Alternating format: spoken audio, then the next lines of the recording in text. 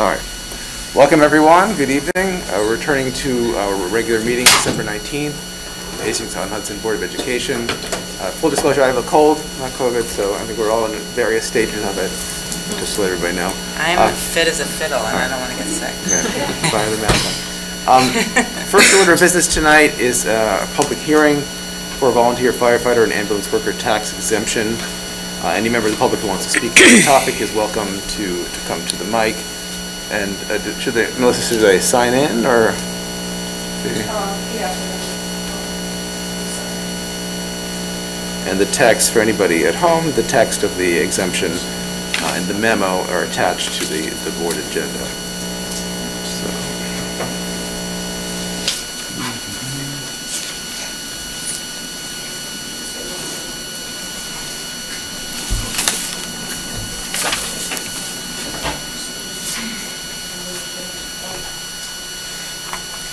And so, just to be clear, we're going to vote on this in place.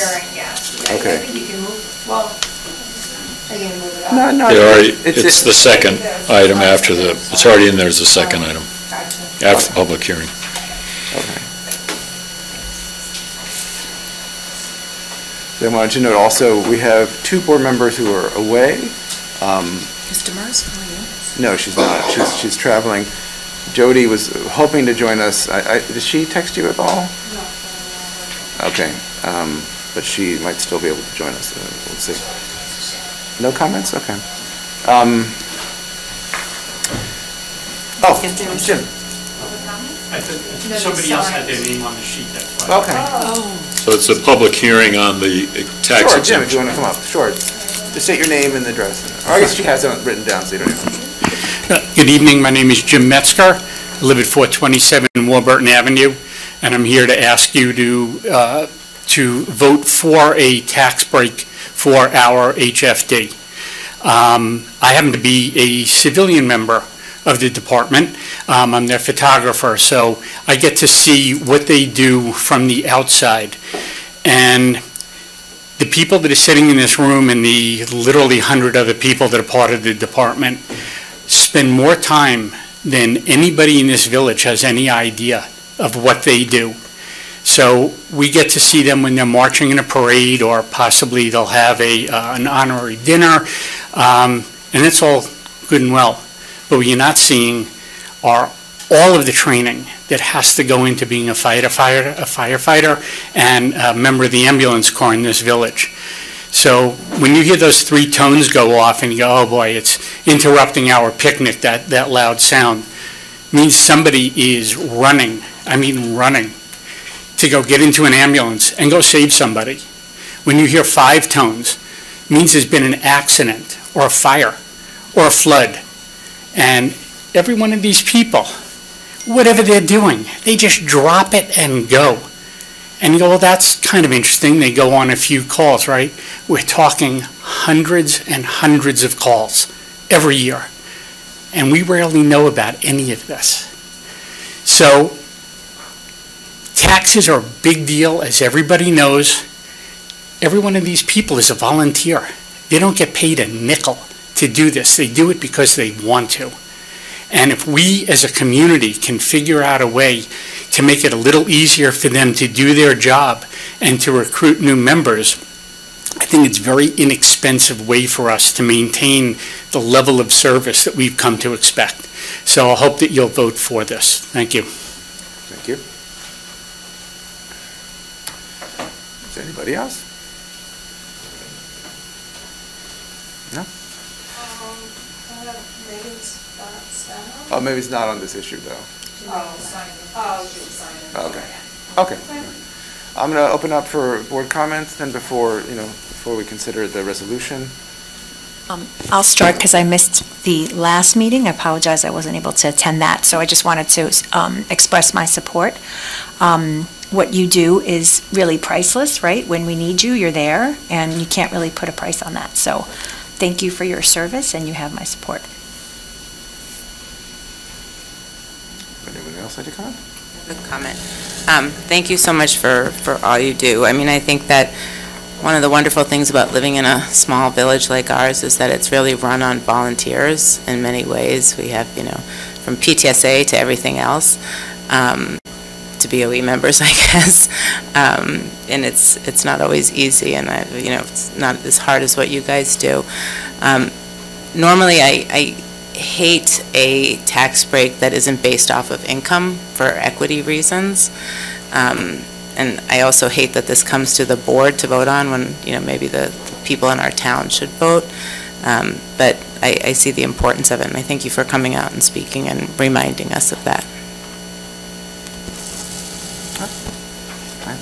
Yeah, I would just add the same thing. Thank you all for your service. I think this is, I expressed at the last meeting that this flows out of not a board directive. This is something that New York State established a commission because New York State was having trouble. I mean, the volunteer participation had fallen by 25%, even though call volume had gone up across the state by 25%. And even with fewer volunteers, the average age was getting older, and I think the state felt that they had to do something. And I think this is an entirely justified, and overdue, frankly, change. So I'm happy to enact this policy, and I hope it has the effect that, we also pointed out that while we have a robust participation in this village, that's not the case, not even in villages who are right next door to us.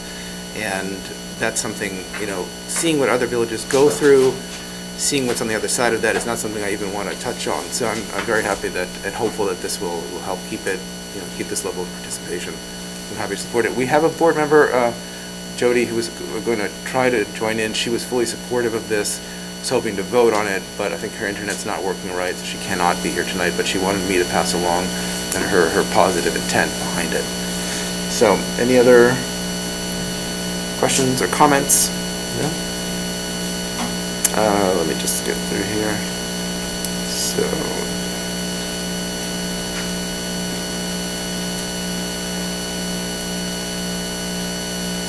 agenda. So do we have a motion to approve the volunteer firefighter and ambulance worker tax exemption? So moved. Is there a second? Second. All in favor? Aye. Thank you. Thank you very much. Moving on to district announcements. These are in the record here. Anything you want to pull out, or? Thank you. Thank you. Thank you so much. Thank you. Thank you. Thank you, Jim. Thanks, Jim. Thanks for coming. See you. Merry Christmas. Happy holidays.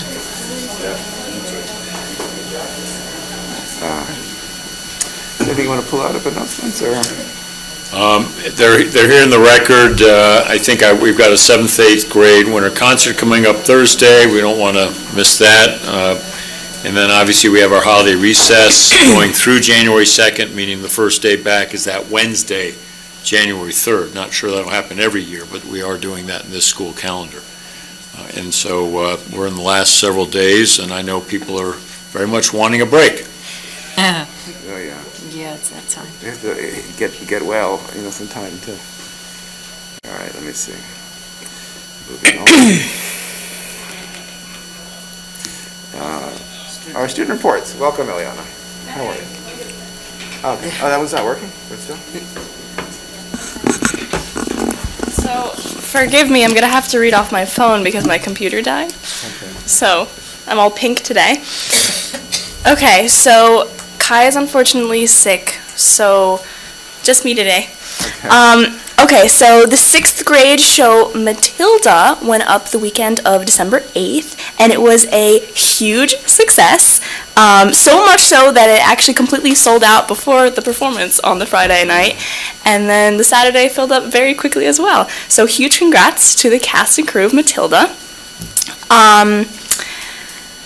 As we know, all Hastings schools were closed yesterday, which gave the students a nice little break before a real break.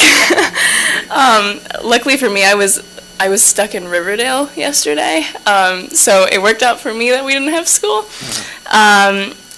And the Hastings High School winter concert was this past Thursday with performances from the orchestra, band, chorus, madrigals, sinfonia, and jazz band. Everyone had so much fun and played absolutely beautifully. It was spectacular. And as Dr. McCursey said, the middle school concert is this Thursday, so if you missed the high school one, you want to hear some great music, check that one out. Organization Hastings Kids, shout out to Marie here, woo! Kids involved doing service is collecting blankets, clothes, and other supplies for a midnight run coming up. They started collecting at the girls' varsity basketball game this past Friday, and they're continuing to collect in the Cochran Gym lobby. Now to talk about some more music accomplishments in the building. As part of the New York State School Music Association Area All-State Music Festival, 9 Hastings High School musicians were featured in 4 ensembles in a series of concerts at New Rochelle High School.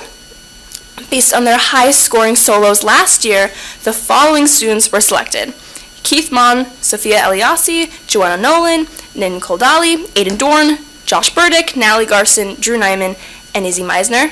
Huge congrats to everybody. More music news. Jasper Zimmerman won 2 awards from the prestigious Young Arts National Competition, one for jazz piano and one for jazz composition. And Miles Levine won the Juilliard Pre-College Concerto Competition, so huge congrats to them. Wow. This is that beautiful time of the year for seniors where the tests, essays are piling on, but also the early decisions are coming out. So it's a time where we celebrate each other and we really support each other no matter the decisions. The student union, for their winter fundraiser for the building, specifically for the seniors for their prom, has done a winter carolgram. So students have been buying carograms that different SU representatives and our beloved mascot Buzz will go around the building and sing to students and teachers on Thursday and Friday. We raised a couple $100, and I believe there were over 30 bought for one teacher, Mr. Hills. I believe his classes created a competition to see who could buy him the most.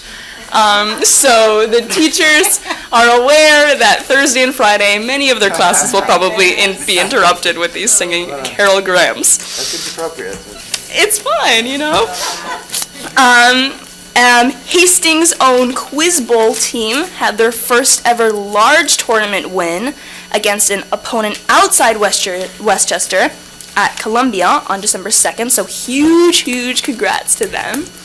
And of course, winter recess is right around the corner, and students are looking forward to that break. I'm sure everyone is. But I hope that everyone has a restful, safe, and wonderful break, time with their families. And feel better, everyone. Yes. A little under the weather. Thank you so much, Eliana. Thank you. Thank you. All right, moving on to update and district highlights. They're posted here at the agenda. Is anything you want to pull out, or? It's there. I can't believe it's 7 pages long, single space, so there's some good reading there. It is sectionalized, so you can move through it pretty quickly. I would mention an additional update on the high school's principal search process, and it's moving very well. And I do list some numbers in here. From some 70 applicants, we're now down to a pool of about 16, and the good news is we're struggling to get it down to 5 or 6 to bring in for an advisory committee. We're tacking towards, we hope, a February 1 executive session. We use the board to meet the recommended single candidate, and then for you to vote on the second. I don't want to jinx ourselves, but we're moving towards that. We've finished the screenings tomorrow. We will finish tomorrow, and then be winnowing the pool down. And on the 9th, the next board meeting, January, I will share themes from the roundtables. I did 6 roundtables, about 50 to 60 individuals, 2 each for students, staff, and parents. Very illuminating. Dr. Szymanski was in on many of those, as was Melissa DeLabarre taking notes. So we'll have no name theme shared. Again, to repeat myself, it was quite illuminating for whomever that new principal will be in the process to bring in that new principal. But I think for the rest of us as a leadership team, it very much flagged priorities, and it already is helping us think through in this final push. But everyone should be pleased that just with, we're not there yet with the candidate, but it signals that there's people very much wanting to come in and lead the high school, and excellent high school, but lead it to the next level. That's what people are talking about, both from the round tables and also as we begin to meet the candidates. Weather note, I do mention in here, because yesterday I had to make a very difficult decision not to hold school. And I replay that going back to October 6th, I'd warned people that we might have to make the decision we made yesterday. I've heard no concerns, actually more appreciation for it, but that morning yesterday was ugly. And sadly, we are now, I think, in a new era where heavy rains and winds we've got to pay attention to. In the old days, you wouldn't have. In the old days, may have been a couple years ago. But now you really got to pay attention. And so I would just flag that. I would urge you to read the rest of this because it does give some other important district-wide updates as well as specific school updates. All right? Okay, thank you. Thank you. Moving on to report from our Assistant Superintendent, Dr. Szydmanski. It's posted here in the agenda. Do you want to pull anything out? Or? No, nothing verbal tonight, just a couple of brief updates regarding the portrait work that's ongoing. Okay, thank you. Thank you very much. Moving on to Marie Caraballo, business official. Yeah, tonight, we've been having weekly, or every other week, we've been updating on the budget progress, but just to say that's ongoing, and we'll be back in early January with another update to where we kind of stand. We're doing all of our internal meetings now, last week and this week. Okay, excellent. Thank you very much. You're welcome. I'm going to open up for public comment, for any public who would like to come comment. That's the time.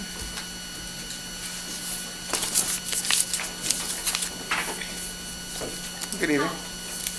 I'm Megan Savannah, and I live at 332 Warburton Avenue, and my son is in 7th grade. So since the budget process is starting anew and fresh, I really just wanted to put out a letter to kind of remind and advocate that we've been discussing for probably, at least in my memory, maybe about 2 years now, upgrading the current part-time diversity, equity, and inclusion coordinator position to a full-time DEI administrator position. I realize that some of you may consider this matter closed, specifically because corporate America has been eliminating or deprioritizing their DEI positions as of late. But a school is not a corporation. A school is charged with fostering communities where everyone feels seen and heard while simultaneously providing the highest quality education. And as it's currently organized, a DEI administrator can create substantially more value to our children than a DEI coordinator can. For example, as new policies, procedures, and curriculum, specifically DEI curriculum, are evaluated, there is no highly trained DEI expert reviewing these matters. If the current coordinator position transitions to an administrator position, we can be assured that diversity, equity, and inclusion goals and requirements are being met and if not exceeded. And I don't mean to say that DEI isn't being included in curriculum, because clearly we know how hard the team has worked for that. But to have someone specifically with a DEI background taking a look at everything that's going to go across the desk would have really great impact for all of our kids. Also, families in the DASA process deserve the DEI supervisory expertise of an administrator. Currently, the DEI coordinator is only involved upon a parent's request to help them navigate the process. We owe it to all families, regardless of their awareness, to automatically have a DEI administrator involved in the process. This not only aligns with our commitment to equity, but also proactively addresses potential issues before they escalate. I was surprised to find out that in DASA Matters that the DEI coordinator isn't even notified that they exist. But the families who know the system know that they can reach out to her for support. So the families who don't even know that that's an option are at an immediate disadvantage in that process, not only to help them figure out the logistics, but also to kind of hold their hand, especially if this is the first time they're dealing with a situation like that. So please remember that our district has been discussing this position for at least 2 years. Now is the time for action as we see racial and anti-Semitic incidents of hate increasing across the globe. Hastings on Hudson is not immune to worldwide issues, meaning that prioritizing and amplifying our commitment to diversity, equity, and inclusion ensures that we protect our most vulnerable students. I urge you to consider this recommendation seriously as you engage in your budget discussions. We can do even better for our kids, and we should. Thank you for your time. Thank you. Any other public who would like to comment this evening?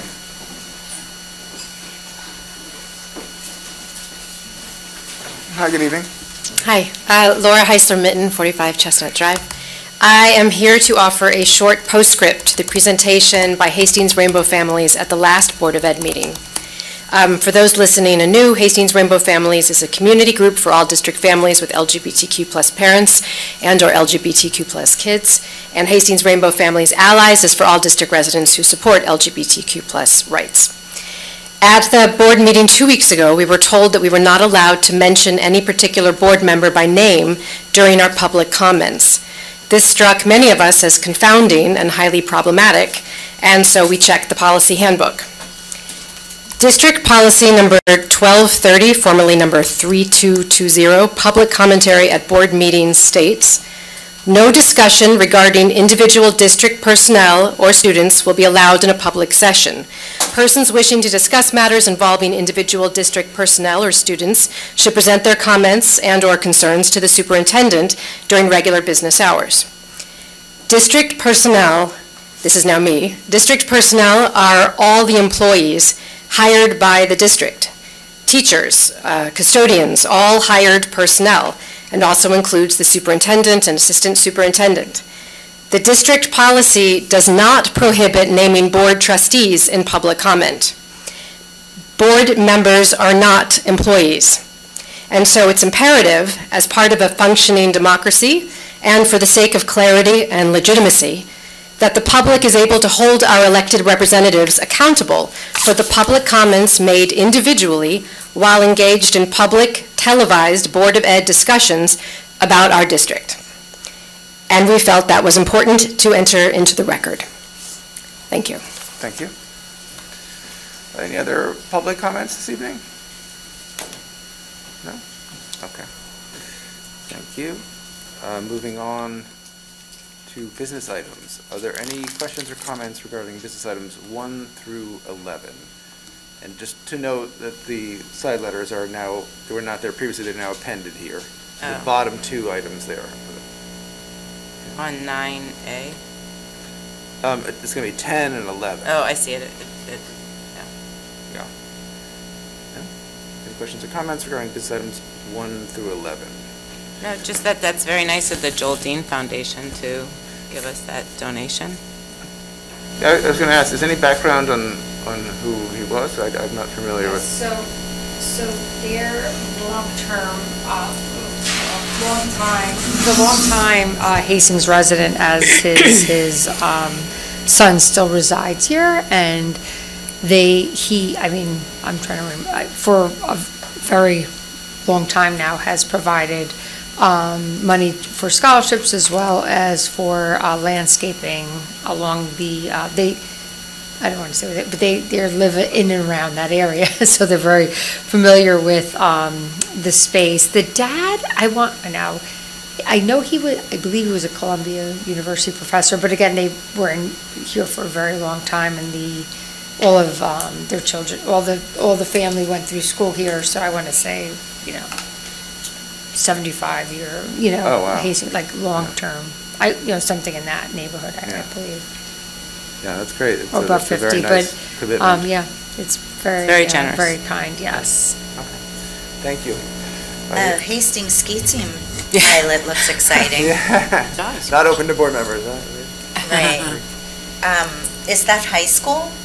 Do we know? Yes. Only high school? Yeah, and it's a pilot right now just to see what we can continue to maintain and done, as you see in the merger, well, not a merger, but a cooperation with the other district. But we had to limit it to high schoolers. Just, there are only so many we can handle. Is there any way that we can, I hate to bring it up, help provide the transportation? Because I know I see it says provide their own transportation to the mountain. That can get, for some kids that might prevent them from being able to join if their parents can't drive them, if they don't have, a car. Rena, if you want to speak, it's a larger issue. So currently we have a few of our sports teams that have the same kind of structure. Both our boys and girls swim teams are required to provide their own transportation, as well as the golf team, to all their practices. And part of that, the reason for the history there is that we do, for a small district, offer a lot of different opportunities those sports in particular are very high-cost sports, even outside of the transportation, and you would, because we don't have the facility here, you would have to transport every day. And I can tell you that would, minimally be a few $1,000s a week, if we, and we would then have to do it for all the teams regardless of the number. So as we entered into some of these, the swim team and some other opportunities for students, it kind of came with, we'll bring you to the event, the actual, on occasion, like if it's like states or something like that, where there'd have to be some type of transportation, but other than that, they're responsible for it. So I think if we were to change that, we would then have to pick up the cost for all the teams. Oh, in hockey also, they provide their own transportation. So currently, I know I just throwing out a random number, but when we calculated the cost of that, a bus per day for that, you'd have to rent for like 4 hours for each sport. It would be significant because there's minimum amount of, when you do a bus, there's like they won't just give you a bus for an hour. There's like a minimum cost you pay for it out of district. So, and honestly, the hockey team in particular, that's a difficult sport because of the equipment, but it's typical with these sports. We're not alone in this approach because the cost of those sports is significant. So the transportation would really almost make it where we wouldn't be able to offer the students that opportunity. Okay, thank you. Thank you. Any other questions or comments regarding business items 1 through 11? I would just like to congratulate Emily Isidori on her national board certification. That is a really tremendous accomplishment, and it requires deep understanding of students' content knowledge, data, assessment, portfolio pieces, participating in a reflective, collaborative community. So congratulations to Emily, who's our special education teacher and team lead over at Hillside. Thank you for calling that out. Thanks. Yeah, and we'll make sure we give this some nice push, as we did for Mr. Lopez, who came through this just 2 years ago. So I'll work with Jackie on giving this, because it's really it's a signature, one that she's put that effort in, 2, achieved it, and 3, from within Hastings. Okay, excellent. Any other questions or comments regarding business items 1 through 11? Is there a motion to approve business items 1 through 11? So moved. Is there a second? Second. All in favor? Aye. Thank you. Moving on to placement and services for CSE and CPSE. Are there any questions or comments? Is there a motion to approve our placement and services for CSE and CPSE? So moved. Is there a second? Second. All in favor? Aye. Thank you. Moving on to personnel, it's consent agenda. Are there any questions or comments regarding our appointments, our amendments, our resignations? Is there a motion to approve our appointments, our amendments, and our resignations? So moved. Is there a second? Second. All in favor? Aye. Thank you. Moving on to approval of minutes. These would have been from the December 5th, 23 meeting. Any questions or comments? Is there a motion to approve our minutes from the December 5th board meeting? Is there a second? Second. All in favor? Aye. Thank you. Policy update from the policy committee. We have first reads on 3 policies: 8130, which is workplace violence prevention; 6240, which is district investments; and 6240 addendum, I guess, which is investments regulation. I don't know if there's any sort of headlines from the policy committee. It seems pretty boilerplate, but Yeah. Well, so I think on the workplace one, it's kind of there's a tight timeline for that, so we're putting, Maureen, right? We're putting it in place and then to follow with a more kind of robust program that requirements are in the memo. Are these all existing policies that were just updated, or are these new? Not the workplace The violence workplace. prevention. That's new. The workplace is a new requirement, right? But the other ones, I think Maureen dusted them off, right? And Yes. just Yes, I updated think them it with was some clauses. really adding the regulation piece to the investments and ensuring that it's, up to date. But the regulation is the piece that we're adding to both the purchasing and the investment policy. that's a state required policy? It is, it is. They're in place, but this is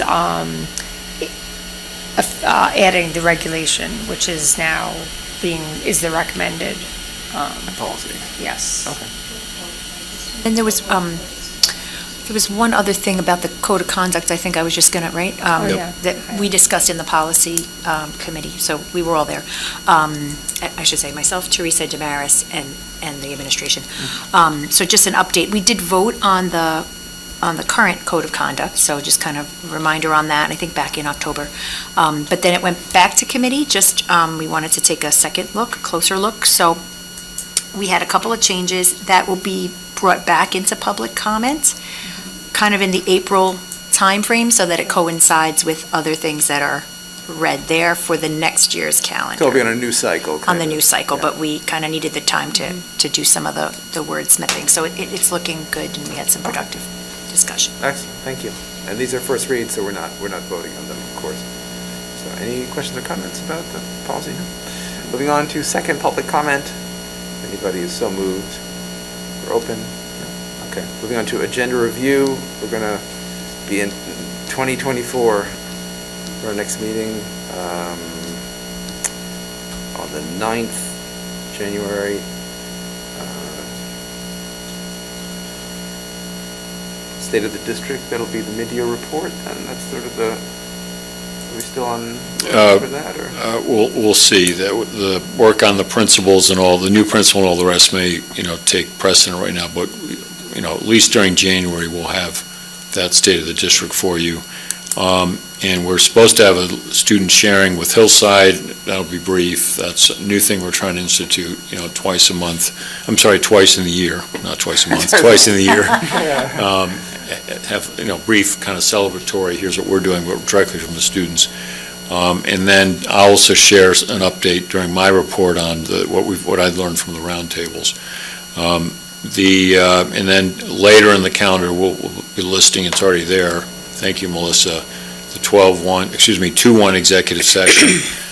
If all's going well, that's to review the candidate for the high school principalship, and then you would have a special meeting on the 2nd to vote, which is often a pattern a board will use for a major appointment, because your next meeting isn't until the 13th. It was to have been the 6th, but we pushed it out, and assuming it's moving along and we have a top flight candidate, one, I want to secure for our students and staff that candidate and not wait till a couple weeks. Okay. So that's, and we'll be back to you. I don't think we'll hold to the 9th for that state of the district, but Melissa and I will do a little thinking and talk to you. Okay, thank you. I'm going to open up for Board of Education comments. Come on. No? I have a comment. I wanted to read something, actually, based off of the last meeting we had. So I would like to comment on an aspect of the last BOE meeting on December 5th. During the public comment, members of the Hastings Rainbow families read a letter that was signed by 102 Hastings residents, and then a number of people made statements related to LGBTQ rights with a focus on gender equity. The letter claimed that during the October 11th BOE meeting, I made, quote, statements of misinformation, unquote, which the letter said were, quote, untrue and problematic, unquote. It is important that I set the record straight. The claim made in this letter against me is false. I did not say anything that was misinformation or untrue, and problematic is a matter of perspective. First, in the meeting on October 11th, I did say, as the letter stated, that, quote, I was upset about a letter that went out to the Hillside parents a number of years ago that said that gender is how you like to dress and what you like to do, unquote. The Rainbow Families letter said, quote, Hillside at no point sent a letter suggesting that children rethink their gender based on their interests or clothing choices, unquote, and that my stating this was inflammatory, quote unquote. However, in fact, on April 2022, Ms. Snyder sent a letter that included the following text.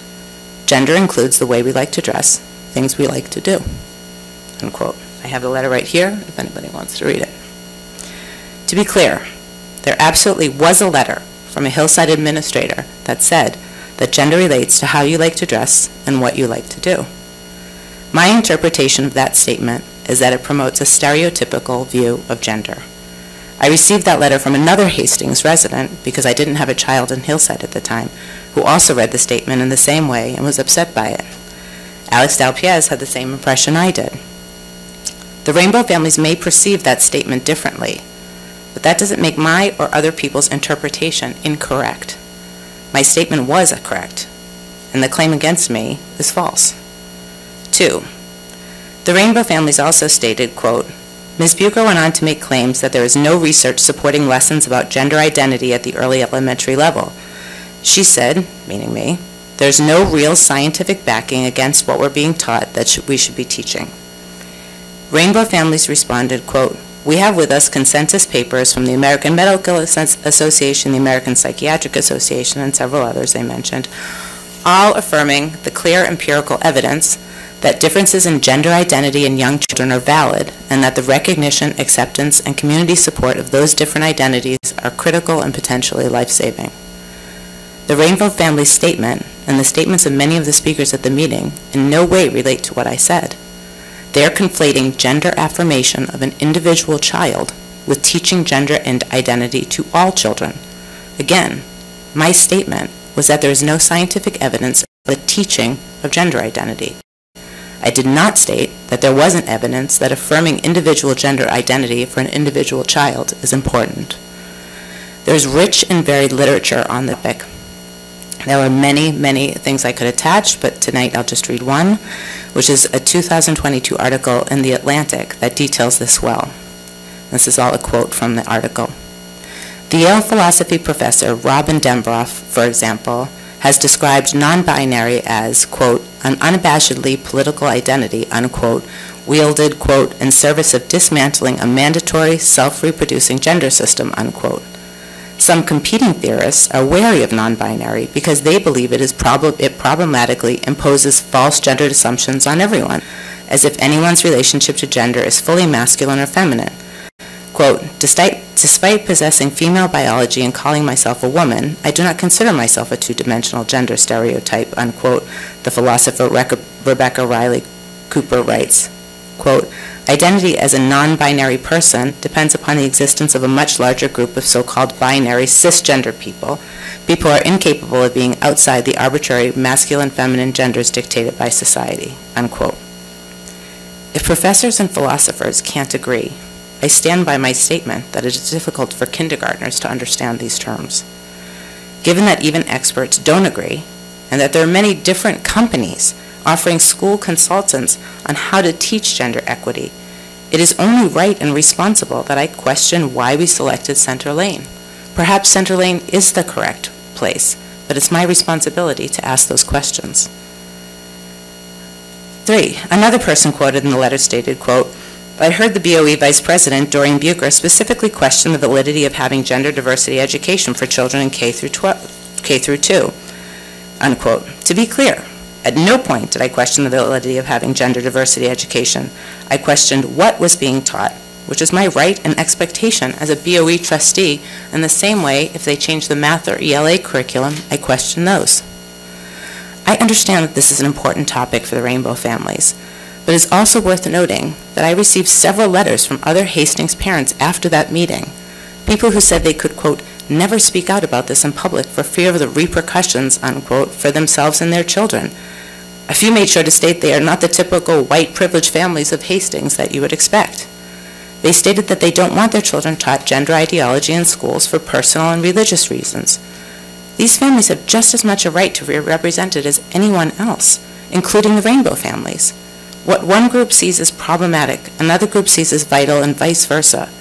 When it comes to teaching our students topics that could veer into values, we must be careful to always focus on facts, not opinions or suppositions. Respecting the values of all members of our community, to me, is what being an inclusive district means. I want all our students, regardless of gender identity, sexuality, race, abilities, or any other factor, to be appreciated and respected for who they are. However, the Rainbow Families letter made false claims about me and my statements. Therefore, I would like the letter taken out of the record. And one last thing. Believe me, I know I'm not a paid employee. I know that every time I work here. So, thank you. Any other board comments? No?